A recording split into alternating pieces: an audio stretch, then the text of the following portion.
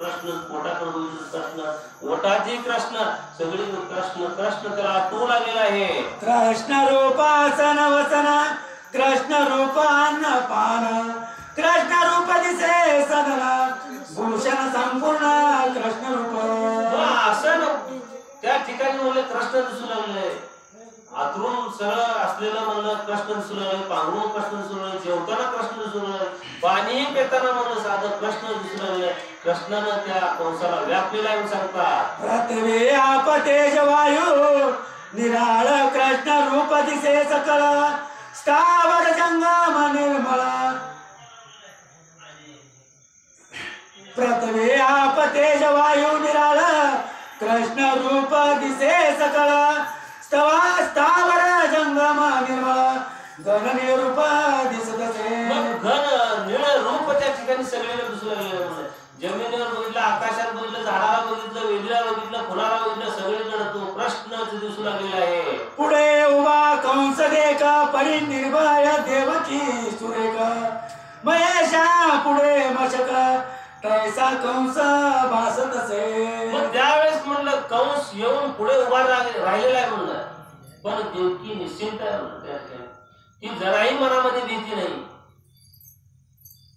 कसली मनामध्ये अजिबात भीती देवकीच्या नाही म्हणून सांगतात. इंद्रा पुढे जायचा रंक, की ज्ञानिया पुढे महामूर्ख, की केसरी पुढे चुंबक, की सूर्या पुढे खदोत पै, की हंसा पुढे बघ, की कोकिळे पुढे काग, की विप्रासमोर मांग तैसा खळवा तेथे. मग एखादी कोकिळा जर गात असली त्याच्या पुढे कावळ्याचं का चालणार आहे म्हणून तशा प्रकार तो येऊन देवकीच्या समोर कंस उभारलाय, त्याचा नाव घेऊन त्या ठिकाणी सांगतात. के नामा पुढे पाप देख, के देव वेदांता पुढे चार्वक, के शंकरा पुढे मशक मीन केतना उभा जैसा, के पंडिता पुढे आजार पाळक, के श्रोतिया पुढे हिंसक, के वासुके पुढे मूषक लक्षणे पाहून पातला.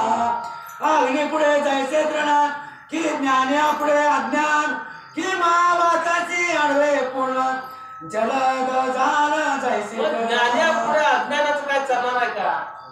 जाळा पुढे म्हणजे अग्नी पुढे, तृण म्हणजे गवताचं काय चालणार आहे का म्हणजे वाळलेलं आहे.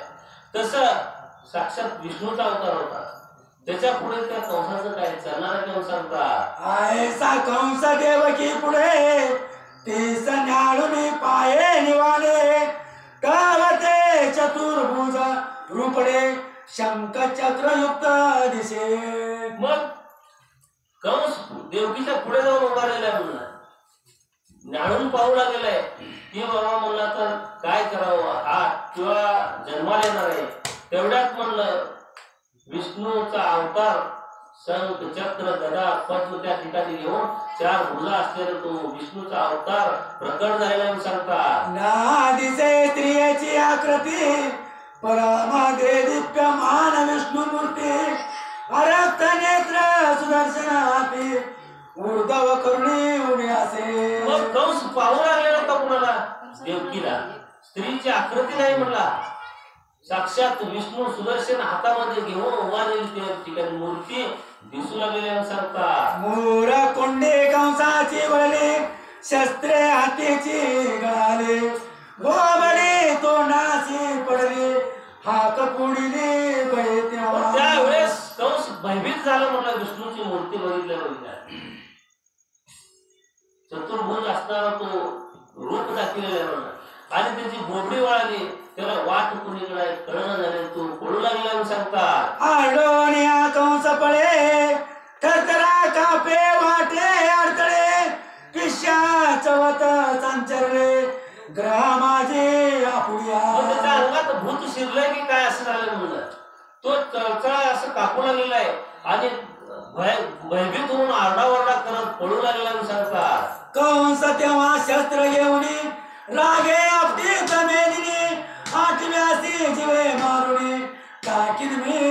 घरामध्ये गेला, शस्त्र हातामध्ये घेऊन आपटू लागलेला आहे की त्यावेळेस बोलू लागलेला आहे, घाबरलेला तर आहेच म्हणून. आणि बाबा त्याचा जीव मी मारेन तरच खरं होईल बोल लागलेलं आहे. आठव्याने मज व्यापिले त्याची मी घेईन सगळे कंस रागे फिरवी डोळे आल्या गेल्यावरी पै. मग कंस आपल्या सभेमध्ये गेला आणि सगळ्या आल्या गेल्यावर डोळे फिरून आलाय की बाबा आठव्यानं मला व्यापलंय म्हणून आणि त्याला मी खलास माझे आपण गिळेन आणि सगळ्या आपल्या स्वतःच्या घड्यावर तो नजर फिरू लागला सांगतात. आता श्रीकृष्णाचा जन्म काळ पाहो आले निर्जर सकळ दुदुंबी नांदे निराळ दुमदुमले तेजवा. आता कृष्णाचा जन्म काळ जवळ आलेला आहे म्हणून आकाशामध्ये सगळीकडे दुदुंबी त्या ठिकाणी वाजू लागलेल्या सांगतात. विमानाची झाली दाटी वाव नाही नवा पोटी करते दिव्य सुमन वृष्टी आनंद पोटीन समाये. देवा नाही त्या ठिकाणी आनंद